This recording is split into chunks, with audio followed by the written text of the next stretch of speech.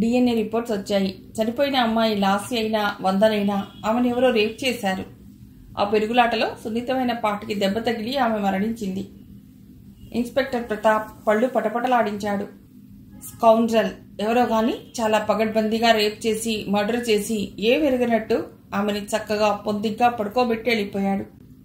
వెడుతూ డబ్బు, bank cheque బుక్కులు, పాస్బుక్లు తీసుకుని వెళ్ళిపోయాడు. ప్రతాప్ వెంటనే కృష్ణమోహన్ సెల్కి ఫోన్ చేశాడు. ఆయన స్వరం బరువుగా పలికింది. సార్, మీతో మాట్లాడాలి. మీ పక్కన ఎవరున్నారు? ఎవరూ లేరు. ఉన్న ఒక్క కూతురు పోయింది. నా భార్య ఆ దుఃఖభారంతో ఒళ్ళు తెలియకుండా పడి ఉంది. క్షణాల్లో నా జీవితం, నా సంతోషం, నా ఆనందం అన్నీ పోయి నా ఇల్లు శ్మశానం అయింది. సార్, అలా అనకండి. మీకు వార్త చెప్తాను. దయచేసి ఎగ్జైట్ అవ్వకుండా వినండి. ఏమిటా వార్త? ఆందోళనగా అడిగాడు. మీ అమ్మాయి లాస్య బతికే ఉంది. ఆయన ఒక్క క్షణం మౌనంగా ఉండి అన్నాడు. ఎక్కడుందో తెలిసిందా? ఆరాటంగా ఉద్వేగంగా అడుగుదాం అనుకుంటే ఆయనలా కామ్గా అడగటం ఆశ్చర్యం కలిగించింది అతడికి. సార్, మీరు... నాకు ఈ సంగతి తెలుసు. లాస్య చనిపోలేదు, బతికే ఉంది. అంటే? అయితే కిడ్నాప్ అయి ఉండాలి. అదే జరిగితే ఈ పాటికి నాకు ఫోన్ రావాలి, డబ్బు డిమాండ్ చేస్తూ. నాకు ఎలాంటి ఫోను రాలేదు. పోతే తనే ఎక్కడికన్నా పారిపోయి ఉండాలి. కానీ చనిపోయింది ఎవరైనా ఆమెని రేప్ చేసి చంపారు. బహుశా వాళ్లే చనిపోయింది లాస్య గారు అనుకుని డబ్బు, నగలు, చెక్ బుక్కులు పట్టుకుని పారిపోయారనిపిస్తోంది. కావచ్చు. నేను బ్యాంక్ లాకర్లు, అకౌంట్ అంతా సీజ్ చేయిస్తాను. నేను అదే చెప్పాలనుకున్నాను. ఆ రోగ్ ఎవరైనా త్వరలో పట్టుబడతాడు. తప్పకుండా ఫోర్జరీ చేసి డబ్బు డ్రా చేయడానికి ప్రయత్నిస్తాడు. ఎనీవే, ప్లీజ్ ఆ సంగతి బయటికి రానివ్వకండి. చనిపోయింది ఆమె మేకప్ ఉమెన్ వందన అని అనుకుంటున్నాను. అదే నిజమైతే లాస్య గారు ఎక్కడ ఉన్నారో వెంటనే కనిపెట్టాలి. అయితే అసలు హంతకుడెవరు?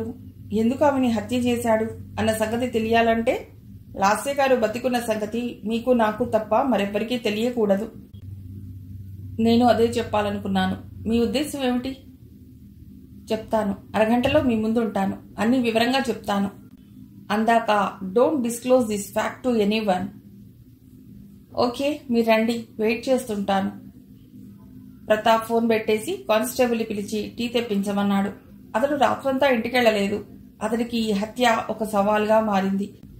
హంతకుడు ఎవరో, ఏమాత్రం ఆధారాలు లేకుండా చంపాడు. కనీసం ఫింగర్ ప్రింట్స్ కూడా ఎవరికీ మ్యాచ్ అవ్వలేదు. ఎవరు చంపారు? ఆ ఇంట్లో ఉన్నవాళ్లు కాదు. తిలక్ కాదు. విహార్ ఊళ్ళో లేడు. ఇక ఎవరూ లోపలికి వచ్చే అవకాశం లేకుండా బల్వీర్ అనుక్షణం కాపలా కాస్తున్నాడు ఆ భవంతిని. పోనీ ఆత్మహత్య కూడా కాదు. మరి ఎలా జరిగింది? ఇదే ఆలోచన. యువకుడు సినిమాల్లో రాజశేఖర్ని ఓ మంచి పోలీస్ ఆఫీసర్గా చూసి ఇన్స్పైర్ అయిన వాడు. అతడు ఇలాగైనా ఈ మిస్టరీ ఛేదించి అసలు హంతకుణ్ణి పట్టుకోవాలని పట్టుదలగా ఉన్నాడు. అతడు ఆలోచనలో ఉండగానే కానిస్టేబుల్ టీ తెచ్చి పెట్టాడు. టీ దాగి జీపు తీసుకుని బయలుదేరాడు ప్రతాప్. అది ఒక చిన్న రైల్వే స్టేషన్. సమయం రాత్రి 10-10:30 మధ్య. ప్లాట్ఫామ్ మీద ఎవరూ లేరు. ఒకళ్ళిద్దరు అడపాదడపా పట్టాల మీద తిరుగుతున్నారు. దూరంగా స్టేషన్ మాస్టర్ రూంలో చిన్న గుడ్డి దీపం వెలుగుతోంది. ప్లాట్ఫామ్ మీద ఉన్న ఇనుపచువల బెంచీ మీద ముసుగు కప్పుకున్న ఓ యువతి కూర్చుని ఉంది. ఆమెకి కొంచెం ఎడంగా చేతిలో సూట్ కేసుతో మొహం నిండా ఆందోళన, దైన్యం నింపుకుని కూర్చున్నాడు ఓ 50 ఏళ్ల వ్యక్తి. పరిసరాలు నిశ్శబ్దంగా ఉన్నాయి. పట్టాల అవతల గుబురుగా పెరిగిన పిచ్చి మొక్కలు, కొన్ని చెట్లు గాలికి ఊగుతూ భయం కొల్పుతున్నాయి. అమావాస్య కావడం చేత చీకటిగా ఉంది. ఆ చీకటిని పారద్రోలటానికి వ్యర్థ ప్రయత్నం చేస్తూ నీరసంగా వెలుగుతున్నాయి 2 స్ట్రీట్ లైట్స్. ఆ నిశ్శబ్దాన్ని చీలుస్తూ అప్పుడప్పుడు సోడాలు కొడుతున్నట్టు చుయ్యమనే ధ్వని మాత్రం వినిపిస్తోంది దూరం నుండి. చూడమ్మా. తన పక్కనే కొంచెం ఎడంగా కూర్చున్న పెద్ద మనిషి పిలుపుకి ఉలిక్కిపడింది ముసుగు కప్పుకున్న యువతి. తల తిప్పి చూడలేదు. ఆయన కొన్ని క్షణాలు సమాధానం కోసం చూసి తిరిగి అడిగాడు. చూడమ్మా, ఇప్పుడు ఏదన్నా రైలుందా? ఆ అమ్మాయి ఊపిరి పీల్చుకుని సన్నని స్వరంతో చెప్పింది. తెలీదండి, నేను కూడా రైలు కోసమే ఎదురు చూస్తున్నా. అలాగా, నేనిప్పుడే స్టేషన్ మాస్టర్ గారిని అడిగి వస్తాను. కొంచెం నా బ్యాగ్ చూస్తుంటావా? ఆయన అడిగిన తీరుకి ఆమె కాదనలేకపోయింది. తల ఊపింది. ఆయన లేచి నెమ్మదిగా నడుచుకుంటూ స్టేషన్ మాస్టర్ దగ్గరికి బయలుదేరాడు. ఆ యువతి ముసుగు కొద్దిగా తీసి ఆయన బ్యాగ్ వైపు దృష్టి నిలిపింది. 5 నిమిషాల్లో తిరిగి వచ్చిన ఆయన, ఇప్పుడు రైళ్లేం లేవుట, దీని పక్కనే రేణిగుంట స్టేషన్ ఉంది, అక్కడ ఏదో ఒక ట్రైన్ దొరుకుతుందని చెప్పాడమ్మా అన్నాడు. ఆ అమ్మాయి గుండె మీద పెద్ద రాయి పడ్డట్టు అయింది.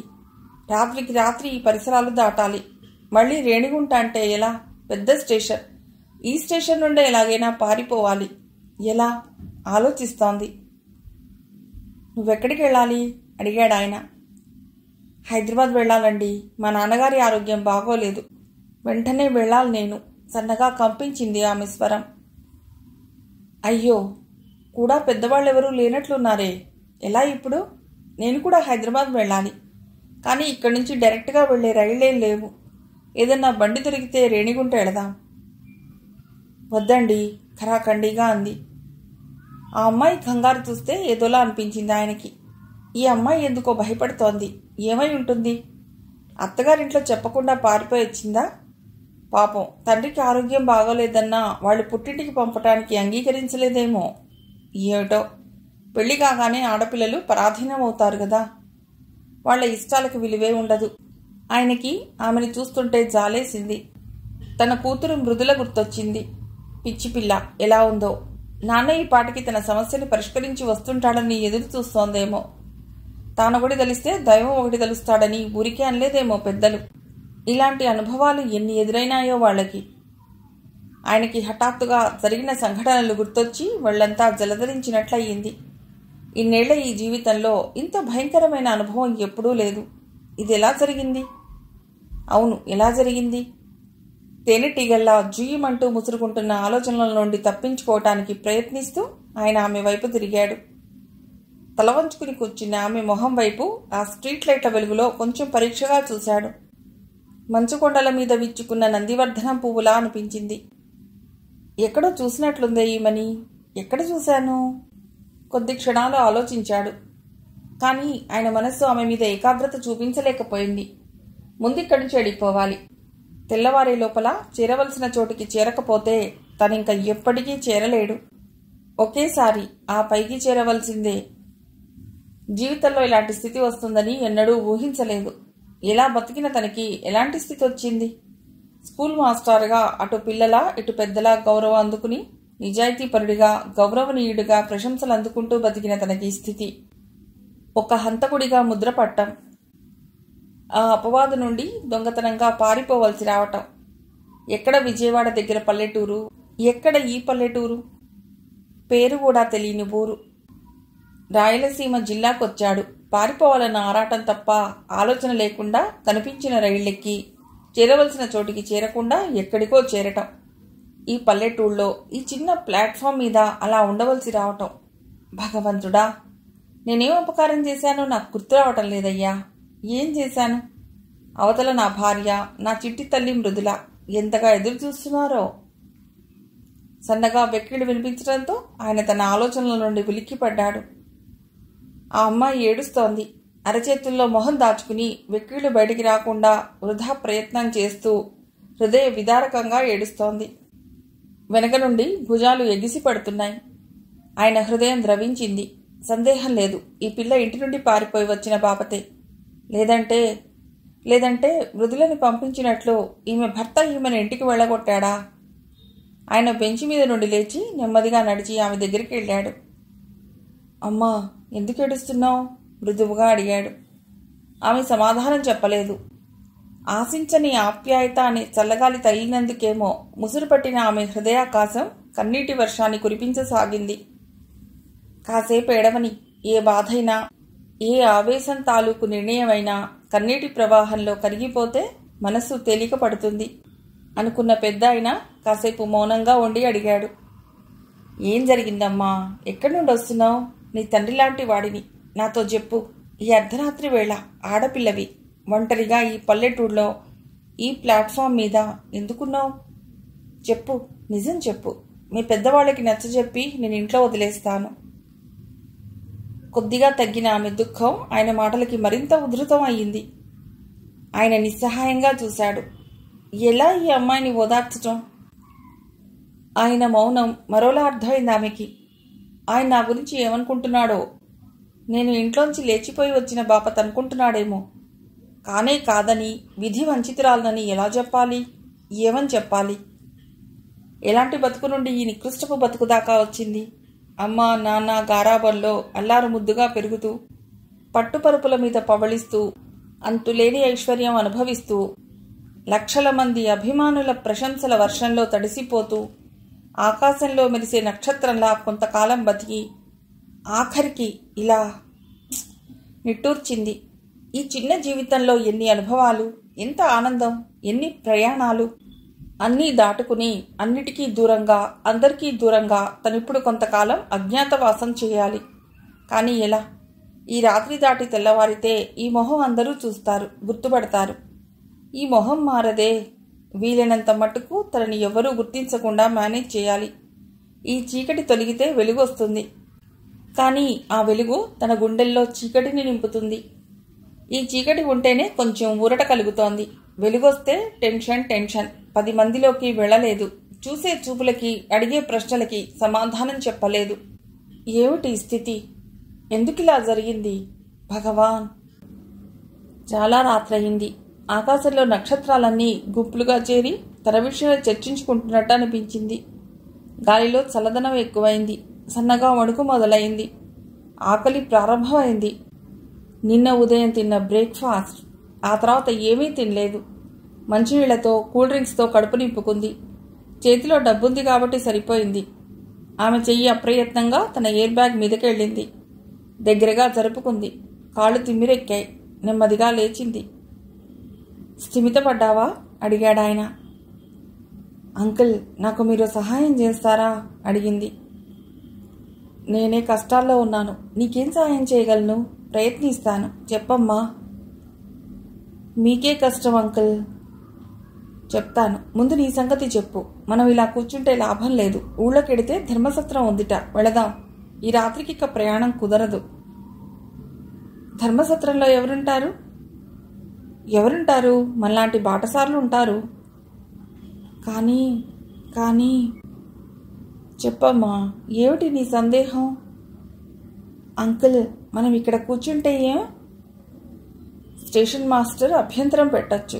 ఏ జంతువులో పాములో రావచ్చు. క్షేమం కాదు కదా తల్లి. పద, అలా ఊళ్ళోకి ఎడదాం. ఇంకా ఆలస్యమైతే ఈ మాత్రం జనం కూడా తిరగరు. లేమ్మా. ఆమె బలవంతంగా లేచింది.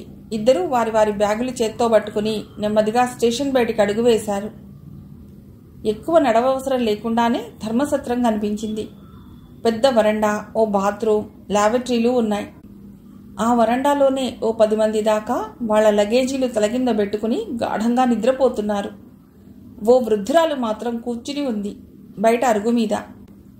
వీళ్ళని చూడగానే, ఏ ఊరు బాబు తమరిది అని అడిగింది. ఈ ఊరు కాదవ్వా, పట్నం వెళ్ళాలి. రేపు ఉదయం మెయిల్కి వెళ్ళిపోతాం. ఈ రాత్రికి కొంచెం ఆశ్రయం కావాలి అన్నాడు ఆయన. 2 రూపాయలు ఇవ్వండి, చేయి చాపింది ముసలమ్మ. ఆయన లాల్చీ జేబులోంచి 2 రూపాయలు తీసి ఆమె చేతిలో పెట్టాడు. ఇద్దరూ లోపలికి నడిచారు. అక్కడ దుర్గంధం చుట్టేసి ఉంది. ఆమె ముక్కు మూసుకుంది. రామ్మ, ఇలా కూర్చో. ఓ గోడవార బ్యాగ్ పెట్టి చతికిల పడుతూ పిలిచాడు. అంకుల్, బయట అరుగు మీద కూర్చోవచ్చుగా. అరుగు మీదనా? ఆయన వింతగా చూశాడు. నేను ఎక్కడైనా కూర్చోవచ్చు. మగవాడిని, పెద్దవాడిని. కానీ నువ్వెలా కూర్చుంటావు? మీరున్నారుగా, పర్వాలేదు. సరే పద. ఆయన తిరిగి లేచి బ్యాగ్ తీసుకుని బయట అరుగు మీదకి చేరాడు. ఆమె కూడా అతడి పక్కనే కూర్చుంది. పండుకోరా? ముసలమ్మ అడిగింది వాళ్ళని చూస్తూ. నిద్ర రావటం లేదులే అన్నాడు ఆయన. ముసలమ్మ ఏం మాట్లాడలేదు. తన దారిన తాను ఏదో ఆలోచిస్తూ కూర్చుంది. చెప్పమ్మా, నీ కథ ఏమిటి? ఎక్కడి నుండి వస్తున్నావు? ఆమె నిట్టూర్చింది. నా పేరు లాస్య. నా వయస్సు 25 సంవత్సరాలు. కానీ నా అనుభవాలు ఓ జీవితకాలానికి సరిపడినన్ని. అంకుల్, మనిషికి ఆశ అనేది ఒక క్యాన్సర్ లాంటిది. ఆశయాలుండాలి కానీ ఆశలు ఉండకూడదు. ఆశలు, కోరికలు మనిషిని ఎంత ఉన్నత స్థాయిలోకి తీసుకెళ్లినా చివరికి అధఃపాతాళానికి తోసేస్తాయి. అందుకు ఉదాహరణ నా జీవితం. నేనిప్పుడు ఎవరికీ కనిపించకుండా ఈ పల్లెటూరులో ఈ దుర్గంధం మధ్య ఇలా కూర్చున్నానంటే కారణం నా ఆశలు అంకుల్. నేను కొన్ని పరిస్థితుల నుండి తప్పించుకుని కొంతకాలం అజ్ఞాతవాసం చేయాలి. మీరు నాకేదన్నా సహాయం చేయగలరా? అతడు నవ్వాడు. ఆ నవ్వులో అనేక జన్మల జీవిత సారం కనిపించింది. ఎందుకు నవ్వుతున్నారు? మనిద్దరం ఒకే పడవలో ప్రయాణిస్తున్నాం తల్లి. అంటే నేను కూడా నీలాగే అజ్ఞాతవాసం చేయడానికి పరిగెడుతున్నాను. కానీ ఈ అజ్ఞాతవాసం చేసే ముందు నాకు బాధ్యత ఉంది. అది నెరవేరకపోతే 2 జీవాలు నా ప్రాణానికి పడి ఏడుస్తాయి. ఎవరు వాళ్ళు? నా భార్య, నా కూతురు. నేను వెళ్ళి నా పరిస్థితి వివరించకపోతే వాళ్ళిద్దరూ ఆత్మహత్య చేసుకుంటారు. ఏమిటా పరిస్థితులు? చెప్తాను, ముందు నీ సంగతి చెప్పు. లాస్య నిట్టూర్చింది. ప్లాట్ఫామ్ మీదకొచ్చిన రైల్ని గబగబా ఎక్కేశారు గోపాలరావు, లాస్య. కంపార్ట్మెంట్ ఖాళీగా ఉంది. కొందరు కూరగాయల, పళ్ళ వ్యాపారస్తులు బుట్టలతో వచ్చి ఎక్కారు. ప్యాసింజర్ రైలు 2 గంటల్లో రేణిగుంట ఎడుతుంది అని చెప్పాడు స్టేషన్ మాస్టర్. ముందు రేణిగుంట ఎడితే అక్కడి నుంచి ఏదో ఒక రైలు చూసుకుని హైదరాబాద్ వెళ్ళిపోవచ్చు అనుకున్నాడు ఆయన.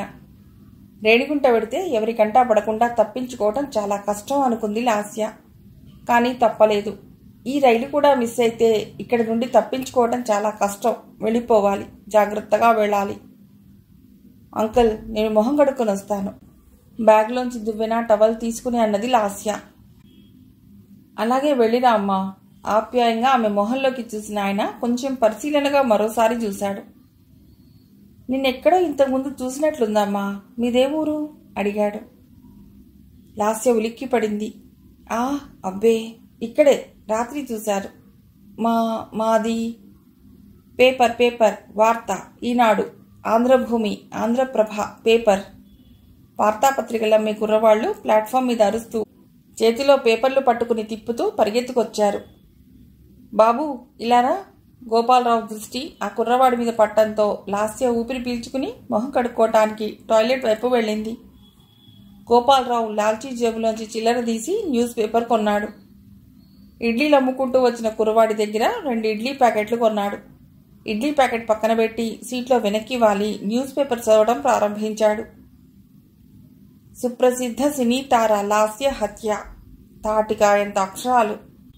ఉలిక్కిపడ్డాడు గోపాలరావు. చిరునవ్వు నవ్వుతున్న లాస్య కలర్ ఫోటో. ఆయన కళ్ళు నిలుముకుని మరోసారి చూశాడు. లాస్య అంటే తనతో కూడా ప్రయాణం చేస్తున్న లాస్య సినీ తారనా? ఆయన కళ్ళు ఆ వార్త వైపు ఆత్రంగా పరుగులు తీశాయి. 2 సంవత్సరాల్లోనే తన అందచందాలతో, అద్భుతమైన నటనా పటిమతో నంబర్ 1 స్థానానికి ఎదిగిన సుప్రసిద్ధ హీరోయిన్ కుమారి లాస్య నిన్న రాత్రి సుమారు 11-1 గంట మధ్య చెన్నైలోని తన ఇంట్లో హత్య గావించబడింది. ఆమె పైన అత్యాచారం జరిపి ఎవరో హత్య చేసిన గుర్తులు స్పష్టంగా కనిపించాయి.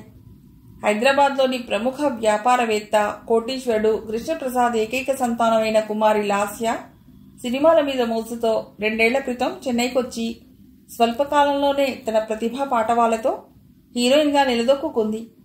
నటించిన ప్రతి సినిమాలో ఉత్తమ నటి అవార్డులు, నంది అవార్డులు పొందిన ఏకైక నటీమణిగా పేరు పొందిన లాస్య దాదాపు 10 చిత్రాల్లో నటించింది. మరో 5 చిత్రాలకు కాల్ షీట్లు ఇచ్చింది. మరెంతో పైకి రావాల్సిన ఈ నటీమణి అత్యంత ఘోరంగా హత్య గావించబడటంతో చిత్ర పరిశ్రమ అంతులేని విషాదంలో మునిగిపోయింది. పరామర్శించే వారితో ఆమె నివాసం రద్దీగా ఉంది. వార్త తెలిసిన వెంటనే ఆమె తల్లి, తండ్రి హుటాహుటిన వచ్చేశారు. క్రైమ్ బ్రాంచి పోలీసులు కేసు విచారణ ప్రారంభించారు. ఇంకా ఎవరిని నిందితులుగా నిర్ధారించకపోయినా ఆమె దగ్గర పనిచేసేవారిని, ఆమె తాలూకు వ్యక్తులను అనధికారిత నిర్బంధంలో ఉంచారు. వారిలో సుప్రసిద్ధ నిర్మాత, దర్శకుడు శ్రీ తిలక్ కూడా ఉండటం విశేషం. ఆయన చేతిలో పేపర్ వణికింది. రైలు నెమ్మదిగా కదిలింది. లాస్య మొహం గడుక్కుని జడ వేసుకుని శుభ్రంగా వచ్చింది. వస్తూనే చేతి మీద వేసుకున్న టవల్ మడతబెట్టి సీట్ మీద వేసింది. దువ్వెన, పౌడర్ డబ్బా బ్యాగ్లో పెట్టుకుని రిలాక్స్డ్గా కూర్చుంది. ఆమె మొహంలో కించిత్తు మార్పు గమనించాడు ఆయన. ఉదయం సత్రంలో ఉన్న బాత్రూంలో స్నానం చేయడానికి నిరాకరించింది. బాత్రూం ఓపెన్గా చండాలంగా ఉందని అటువైపు కూడా వెళ్ళలేదు. రాత్రి అరుగు మీద మాట్లాడుతూ నిద్రపోయింది. తెల్లవారకుండానే నిద్రలేచి ఆయన్ని కూడా లేపింది. త్వరగా స్టేషన్కి వెడదాం, మళ్ళా రైలు అందుతుందో లేదో అంటూ హడావిడి పెట్టింది. 5 గంటలకి స్టేషన్కి వస్తే ఇప్పుడు 7:30 అయింది. స్టేషన్లో ఉన్న పంపు దగ్గర బ్రష్ చేసుకుని కాఫీ తాగారిద్దరు. స్టేషన్లో ఉన్నంతసేపు ఆమె మొహంలో రైలు కోసం నిరీక్షణ కన్నా ఏదో ఆందోళన గమనించాడు. కానీ ఆ ఆందోళన ఎందుకో ఆయనకు అర్థం కాలేదు. ఇప్పుడు అర్థమైంది. ఆయన నిజానికి సినిమాలు ఎక్కువగా చూడడు. ఎప్పుడన్నా మరీ విసుగనిపిస్తే భార్య బలవంతం మీద 1-2 చూస్తుంటాడు. అందులోనూ లాస్య సినిమాలు చూడలేదు. కానీ టీవీలో, పేపర్లలో సినీ తారల బొమ్మలు కనిపిస్తుంటాయి కాబట్టి కొందరిని గుర్తుపెట్టుకుంటాడు. లాస్య పేరు తెలియకపోయినా ఆమెని అప్పుడప్పుడు టీవీలో చూడటం చేత కొద్దిగా ఎక్కడో చూశానన్న జ్ఞాపకం మెదిలింది. కానీ ఇదమిత్తంగా ఫలానా అని నిర్ధారించలేకపోయాడు. ఇప్పుడు ఆయనకి ఖచ్చితంగా అర్థమైంది. ఈ అమ్మాయి లాస్య, కానీ ఈమె మరణించలేదు. మరి మరణించిందెవరు? ఆయనకి చాలా అయోమయంగా అనిపించింది. అదృష్టవశాత్తు కంపార్ట్మెంట్లో చిన్న చిన్న వ్యాపారస్తులు 4 తప్ప ఖాళీగా ఉంది. అదే ఎవరన్నా సినీ పరిజ్ఞానం ఉన్న వాళ్ళెక్కితే ఈ అమ్మాయి పరిస్థితి ఏమిటి? ఆమె జుట్టు దువ్వుకోవటంలో, జడవేసుకోవటంలో ఏదో మార్పు కనిపిస్తోంది. కొంచెం పల్లెటూరు దానిలాగా తయారైంది. బహుశా తనని ఎవరూ చూడగానే గుర్తించకుండా గెటప్ మార్చినట్టుంది. ఎంతైనా సినీ తార కదా. అంకుల్, మీరు కూడా మొహం కడుక్కోకపోయారా? కొంచెం ఫ్రెష్గా ఉంటుంది అంది. ఆయన సర్దుకుని, ముందు ఇడ్లీ తినమ్మా, వేడిగా ఉంది అంటూ ఓ పొట్లం ఇచ్చాడు. ఇప్పుడా? ఇంత పొద్దున్నే నాకు బ్రేక్ఫాస్ట్ అలవాట్లేదండి అన్నది. పర్వాలేదు, రాత్రంతా ఏం తినలేదు, ఆకలేస్తుంది, తిను. ఆ పేపర్ చూస్తావా? కావాలని ఆమె ఫోటో కనిపించేలా పట్టుకుని పేపర్ అందించాడు. యథాలాపంగా ఆయన చేతిలో పేపర్ అందుకున్న లాస్య అదిరిపడింది. ఆమె మొహంలో చూస్తుండగానే కంగారు, కళ్లల్లో కన్నీరు నిండిపోయాయి. వణికే చేతులతో పేపర్ పట్టుకుని జీవం లేని దానిలాగా సీట్లో వెనక్కి వాలింది. మూసుకున్న కళ్లలో నుండి కన్నీరు చెంపల మీదికి జారింది. హఠాత్తుగా వెక్కి ఏడవటం మొదలెట్టింది. ఆయన కంగారు పడ్డాడు. మిగతా వాళ్ళు విచిత్రంగా చూశారు వాళ్ళ వైపు. అమ్మాయి, తప్పు, ఏడవకు, అందరూ నిన్నే చూస్తున్నారు, ఊరుకో నెమ్మదిగా ఓదార్చాడు. ఇప్పటికైనా నీ కథ చెప్పు, నాకు చేతనైన సాయం చేస్తాను, చెప్పమ్మా. నా ముందు కూర్చున్న నువ్వు చచ్చిపోయావని పేపర్లో రావటం చాలా విచిత్రమైన విషయం. ఏం జరిగింది? ఏదో విషమ పరిస్థితి వస్తే తప్ప ఇంత పెద్ద స్టార్వి ఇలా రావు. చెప్పు, ఏమిటి నీ సమస్య? ఇంగ్లీష్లో ఎంతో మృదువుగా, ఆప్యాయంగా అడిగాడు. ఆయనలా అడిగిన 10 నిమిషాలకు లాస్య కొద్దిగా తనని తాను సంభాళించుకున్నది. పేపర్ తీసి బ్యాగ్లో కుక్కేసింది. కళ్ళు తుడుచుకుని నెమ్మదిగా సీట్లోంచి లేచి ఆయన పక్కన కూర్చుంది. మీరు నాకు తప్పకుండా సాయం చేస్తారన్న ఆశతో చెప్తున్నాను. ఎవరికీ చెప్పకుండా నా సమస్యను నేనే పరిష్కరించుకోవటం అసాధ్యం. నాకు తప్పకుండా మరొకరి సహకారం కావాలి. కానీ ఎవరిని నమ్మాలో తెలియక, ఎలా నమ్మాలో తెలియక నేనేం చెప్పలేదు. మిమ్మల్ని చూస్తుంటే మా నాన్నగారిని చూసినట్టు అనిపిస్తోంది. అందుకే మీకు చెప్తున్నాను అంటూ ప్రారంభించింది. ఆమె కళ్ల ముందు 4 ఏళ్లుగా సాగిన తన గతం సినిమా రీల్లా గిర్రున తిరగటం మొదలెట్టింది. లాస్య కృష్ణమోహన్, యశోదల ఏకైక సంతానం. కృష్ణమోహన్ గొప్ప వ్యాపారవేత్త. టెక్స్టైల్స్, సిమెంట్ వ్యాపారం, రియల్ ఎస్టేట్, ఇలా 5-6 వ్యాపారాలున్నాయి ఆయనకి. లాస్య పుట్టిన దగ్గర నుండి ఆయన పట్టింది బంగారమై కోటీశ్వరుడయ్యాడు.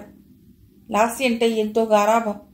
ఉన్న ఆ ఒక్క కుమార్తె లాస్యని MBA చదివించి తన వ్యాపారాల్లో కొన్ని ఆమెకు అప్పగించాలని ఆయన కోరిక. అందుకనుగుణంగా ఆమెను తీర్చిదిద్దడం ఆరంభించాడు. యశోదకి క్లబ్బులు, సినిమాలు, అలంకరణ పిచ్చి. ఆమెకి పెళ్లి కాకముందు హీరోయిన్ అవ్వాలని కోరిక ఉండేది. అయితే దురదృష్టవశాత్తు ఆమె కోరిక తీరలేదు. అనుకోకుండా కృష్ణమోహన్ సంబంధం కుదరటంతో ఆమె వివాహం జరిపించాడు తండ్రి. అప్పటి నుండి అదలా ఓ తీరని కోరికలా ఆమె జీవితంలో ఓ అసంతృప్తిని కలిగించింది. హీరోయిన్ కాకపోయినా హీరోయిన్లా అలంకరించుకుని తిరగటం ఆమెకి సరదా. లాస్యకి 18 ఏళ్లు నిండాయి. ఆ రోజు లాస్య పుట్టినరోజు కానుకగా కృష్ణమోహన్ లాస్యకి ఓ సర్ప్రైజ్ గిఫ్ట్ ఇవ్వాలనుకున్నాడు. ఘనంగా పుట్టినరోజు వేడుకలు ఏర్పాటు చేయించాడు. విశాలమైన ఆ భవంతి అందంగా అలంకరించాడు. రంగురంగుల బల్బులతో, పూల తోరణాలతో శోభాయమానంగా ఉంది. ఆ ఇంటి ముందు ఉన్న తోట నిండా గుండ్రంగా కుర్చీలు, మెర్క్యూరీ బల్బులు, లాన్ మధ్యలో ఉన్న ఫౌంటైన్ చిమ్ముతున్న నీళ్ల మీద రంగురంగుల కాంతులు. పొడుగాటి బల్ల మీద తెల్ల దుప్పటి పరిచారు. గులాబీ పువ్వు ఆకారంలో తయారు చేయించిన కేక్, చుట్టూ క్యాండిల్స్ సిద్ధం చేశారు. లేత కనకాంబరం ఖరీదైన సిల్క్ డ్రెస్లో అందంగా తయారై వచ్చింది లాస్య. కృష్ణమోహన్ ఏర్పాటు చేసిన బాయ్లు అతిథులందరికీ కూల్ డ్రింక్స్ అందిస్తున్నారు. యశోద స్నేహితులు, కృష్ణమోహన్ స్నేహితులు, లాస్య స్నేహితులు, బంధువులు అంతా వస్తున్నారు. వారు తెచ్చిన బహుమతులు లాస్యకు అందిస్తూ శుభాకాంక్షలు చెప్తున్నారు. చిరునవ్వుతో స్వీకరిస్తోంది లాస్య. ఆమె పక్కనే అందంగా తయారైన యశోదని అందరూ తల్లి కూతురులు అక్కా చెల్లెళ్లలా ఉన్నారని పొగుడుతోంటే యశోద గర్వంతో చిరునవ్వు నవ్వుతూ నిలబడింది. అప్పుడే కృష్ణమోహన్ స్వరం గంభీరంగా పలికింది. మై డియర్ ఫ్రెండ్స్, ఈరోజు మా అమ్మాయి లాస్య పుట్టినరోజు. 18 ఏళ్లు నుండి మేజర్ అయిన సందర్భంగా నా కూతురికి నేను బహుమతి ఇవ్వబోతున్నాను. నేను ఇవ్వబోయే గిఫ్ట్ ఆనందాన్ని కలిగించడమే కాకుండా కొంత బాధ్యతని కూడా కలుగజేస్తుంది. లాస్య విశాలమైన నేత్రాలతో తండ్రి వైపు కుతూహలంగా చూసింది. బాధ్యత అన్న పదం ఆమెనంతగా కంగారు పెట్టినట్టు అనిపించలేదు. అడ్వెంచర్స్ చేయటం నాకు సరదా అన్నట్టు ఆమె మొహంలో పల్సని చిరునవ్వు పరుచుకుంది. తనకు కూడా తెలియని ఆ బహుమతి ఏమిటో అన్నట్లు యశోద ఆత్రంగా చూస్తోంది. అతిథులంతా ఆయన చెప్పబోయే విషయం పట్ల ఆసక్తితో, ఏకాగ్రతతో చూస్తూ కూర్చున్నారు. ఆయన స్వరం మరోసారి గంభీరంగా మోగింది. నా వ్యాపారాల్లో కొత్తగా ప్రారంభించిన మోహిని టెక్స్టైల్స్ లాస్యకి కానుగ్గా ఇస్తున్నాను. దాని తాలూకు డాక్యుమెంట్స్ ఇవి. ఆయన చేతిలో కొన్ని కాగితాలు అందంగా ఫైల్ చేయబడి ఉన్నాయి. చెయ్యెత్తి అందరికీ ఆ ఫైల్ కనిపించేలా పట్టుకున్నాడు. లాస్య భుజం చుట్టూ చేయి వేసి తన చేతిలో ఉన్న ఫైల్ ఆమెకిచ్చాడు.